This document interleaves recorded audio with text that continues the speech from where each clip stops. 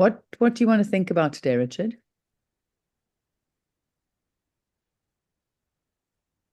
I think I want to think about what I'm meeting quite a lot, and that is a huge anxiety amongst parents for their children, children of all ages.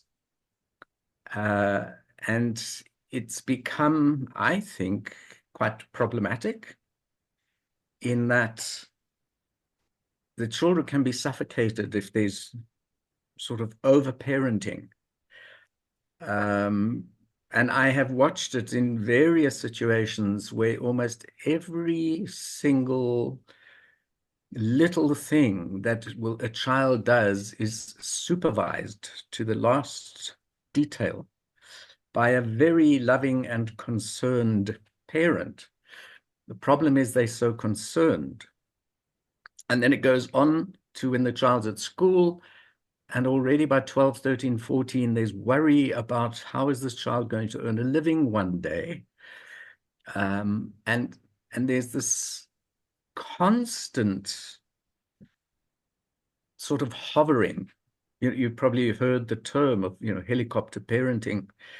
There's another one now called lawnmower parenting, where you pave the way, every inch of the way for your child to walk on and go through so that you make sure it's safe. It's a relatively new phenomena. If you think 30, 40 years ago, children just ran free and disappeared after breakfast and they reappeared before supper time, and holiday times and that. And nothing much happened adversely. And I think that one of the main problems with that, or one of the causes of it, the root cause perhaps of it, is that for a great sort of swathes of humanity, certainly in the Western world, have lost any kind of faith in or trust in life itself, and don't even think that actually this child has its own protection. You're almost trying to be, as a parent, the angel of a child, which you just can't do. Uh, and if you see, if you watch quite sort of objectively little children in a playground, it can be quite nerve-wracking what all of these things that nearly happen, but don't, like swings whistling past little heads. And you'd think, this is bound to be a disaster, but almost never happens. There's a scraped knee here and there, but there's no catastrophic sort of accidents. How is that actually possible? Because the children are away with the fairies. They're not dodging the swing. But there is this innate kind of protection around them. And it's there all the time. And in the past, I think that was felt and accepted, and it was also relied on. And to the extent that we've lost a sense for that whole kind of world, which is around us all the time, to that extent, anxiety grows and grows and grows and grows and grows. And you can't supplant that with human adult attention without walking every step behind your child. And then your child is going to turn out to be somewhat neurotic because they've never experimented. They've never tried anything. They have very little courage for life. I mean, it already begins with the first bicycle with fairy wheels. And I say, please just take those things off because, oh, but you might fall. And I said, well, so what? No child's died of a scraped knee.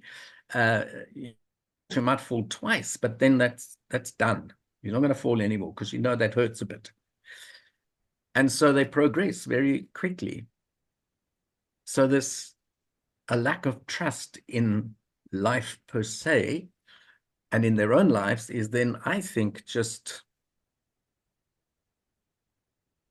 it's just kind of the way they begin to live with regard to everybody who's close to them. And it's, I think, suffocating for childhood and terrible for teachers, for instance, to deal with, because there is endless, endless, endless anxiety about all the things that might possibly happen. The other side of that anxiety is that that's what makes them happen. And I've had some very real experience of that with very, very, very overly worried parent around a child who has problems, but is in the hands of people who understand that and can professionals and can look after the child. And the phone rings every 5 minutes, and they want to know, is this okay? Is that okay? Has he got this? Has she got that? And it's for those children, everything happens to those children. Everything goes wrong with those children. They are surrounded by this cloud of fear and anxiety, and that's like a magnet for the things that people are afraid of. But the opposite also works.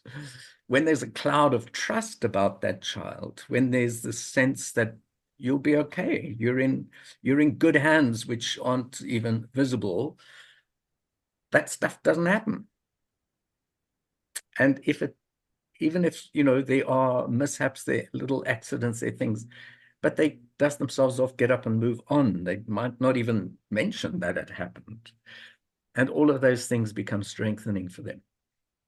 And I think that's becoming a big thing in the world, is this lack of a sense that, first of all, the child is to a very large extent born educated in its own self, in its being, as to what it's about.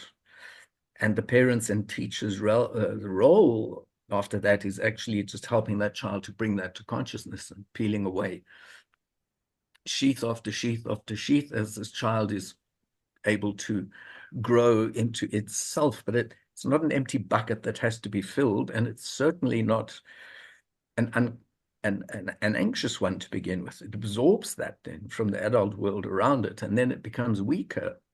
Child becomes weaker and weaker the more it mimics the anxiety of adults around it.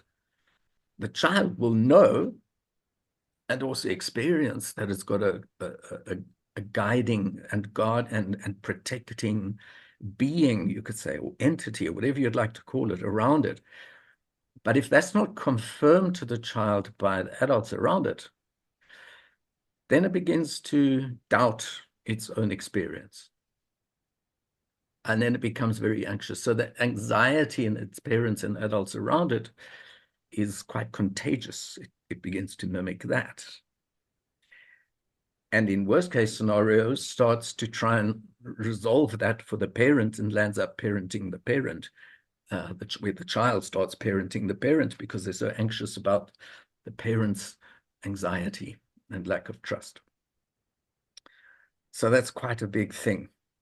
And I think that's growing in the world. And unless people acknowledge that or see that,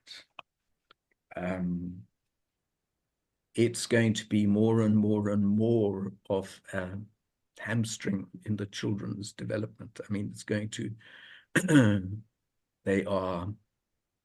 it's a great impediment for their own natural growth and development.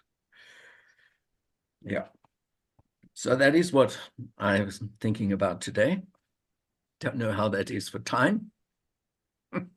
You have another 2.5 minutes. Well, in those 2.5 minutes, then I would like to think about what the possible remedy for that situation might be. And I think, that would be for anybody, no matter what their background, no matter what their culture, no matter what their upbringing might have been, if we just look around with open eyes and without preconceptions about the things around us, we can really wonder as to why, for instance, the natural world works in the rhythms in which it works. What is it actually that makes a seed germinate? What is it that makes it possible that the moment a little flower opens somewhere, the bee's there? How does it know? What is working there that we don't even we can't see, but we also don't even acknowledge that it is happening because it's just Mother Nature or how nature works. But what's made that a possibility? What sustains that? What keeps that going? There's an extraordinary intelligence behind that, wisdom behind that, which we are only now just beginning to learn how to mimic in this whole world of biomimicry, where we realize we're actually not so terribly clever after all. We find out things we think we're so clever, but they've been working in the natural world for millions of years. And then we learn how to mimic those things. So there's such a wealth of wisdom in that. And wisdom is something that emanates from a beingness. It's not stuff that floats around in the atmosphere any more than energy. Energy has to come from something, has to come from a being, has to come from thought, essentially. And so if we start looking at the world like that, you think it can't possibly work without this thinking behind it, there's a spiritual aspect to every single process that's going on in the natural world. And in us as well. We're an expression of that wisdom. We're an expression of that creative thought. And just to think that thought and look at the world around you again and look at how your constitution works. How is it that your food is being digested? You're not doing it. You haven't a clue. You don't even know where it's happening. And if it was up to us, we'd probably be dead in a few minutes. But it's incredibly wisdom-filled. It's very complicated processes, and they're just happening and happening and happening despite us. And you could ask, so who's doing it? What is it that makes that happen? What keeps our blood going? What keeps every organ at its right temperature? What's behind that? Okay, default is Mother Nature. Well, what's Mother Nature?